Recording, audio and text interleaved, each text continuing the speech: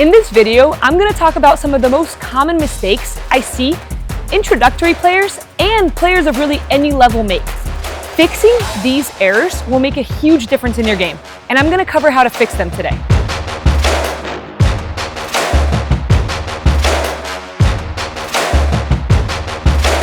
So the first mistake I'm going to talk about is massive swings, especially players that come from tennis. This is a very, very common mistake that I see everywhere at the parks or wherever I'm watching people play.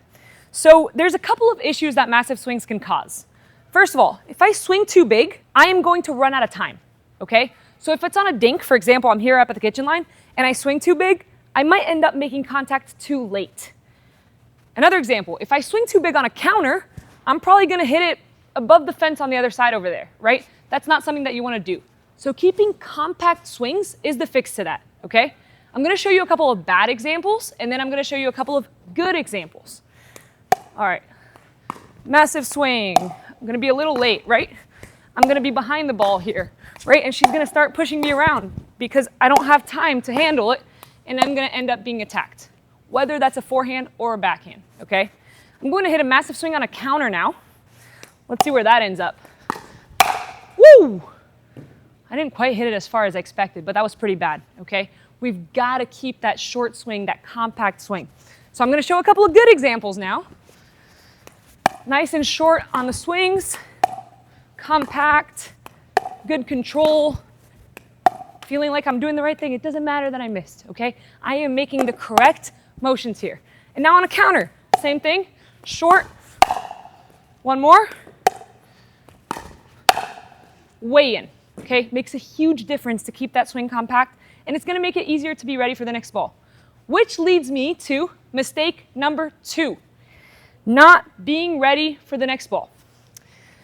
I see this a little bit too often, okay, and I'd love to see people fix this. So I hit a ball, and I kind of stand around.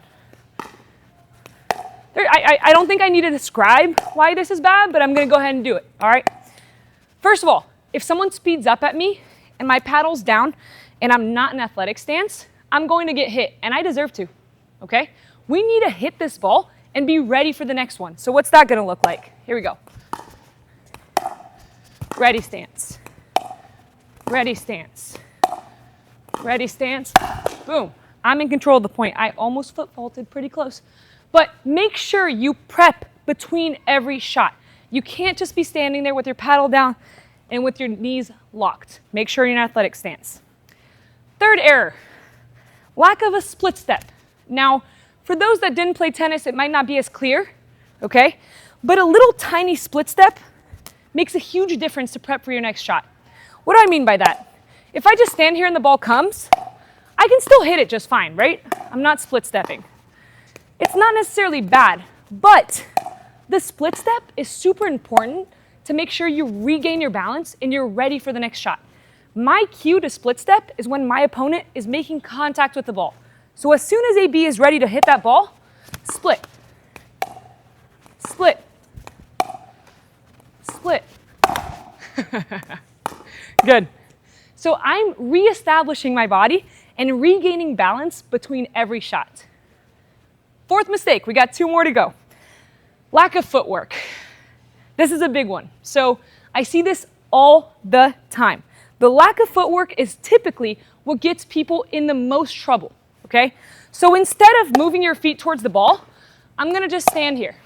And don't get me wrong, I'm going to hit some good shots, but then I'm going to be caught reaching, and I'm going to either make a mistake or pop a ball up to my opponent. We've got to move our feet. I know this court's pretty small, and you don't feel like you need to move a ton, but you really do. My request to all my students is that they take at least 1 step per dink, okay? Whatever that might be. 1, hit.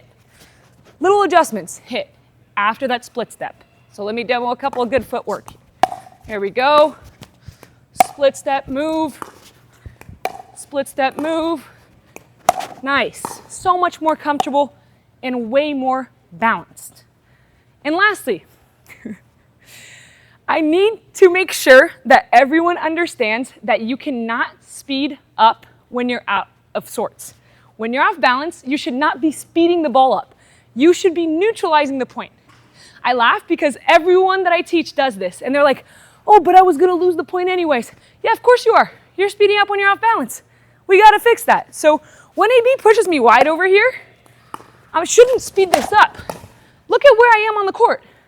She's got the whole court open. She's going to beat me at that, okay? So when I'm pulled out wide, I wanna neutralize that shot and hit a dead dink towards the middle of the court. Do it again. Get low, move my feet, and neutralize that dink. Instead of doing the speed up, lost the point again. So that's mistake number 5. Hopefully this helps. Start working on these fixes right now. I bet there's at least one of these mistakes that you identified with, and I'd love to see you fix it next time you go on court. If you like this video, give it a like, make sure you subscribe, and comment what you want to see next.